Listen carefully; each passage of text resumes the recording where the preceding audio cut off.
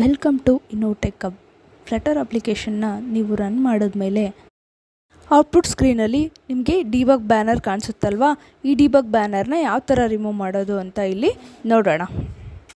Main dot ಪೇಜಲ್ಲಿ ನೀವು material ಆ್ಯಪ್ನ create ಮಾಡಿರ್ತೀರಲ್ವಾ.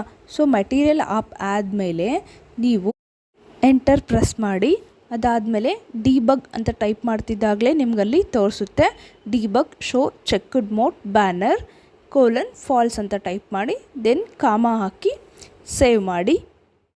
ನೀವು ಫಾಲ್ಸ್ ಅಂತ ಕೊಡೋದ್ರಿಂದ ಬ್ಯಾನರ್ ರಿಮೂವ್ ಆಗುತ್ತೆ. ಸೊ ಇದಾದಮೇಲೆ ಸೇವ್ ಮಾಡಿ ಒಂದ್ಸಲ ನಿಮಗಿಲ್ಲಿ ರಿಫ್ರೆಶ್ ಬಟನ್ ಕಾಣಿಸುತ್ತಲ್ವ, ಆ ಬಟನ್ನ ಕ್ಲಿಕ್ ಮಾಡಿ, ದೆನ್ ನಿಮ್ಮ ಅಪ್ಲಿಕೇಶನ್ ರನ್ ಆಗುತ್ತೆ. ರನ್ ಆದಮೇಲೆ ನಿಮ್ಮದು ಡಿಬಗ್ ಅಪ್ಲಿಕೇಶನಲ್ಲಿ ಕಾಣ್ತಿರೋದು ರಿಮೂವ್ ಆಗುತ್ತೆ.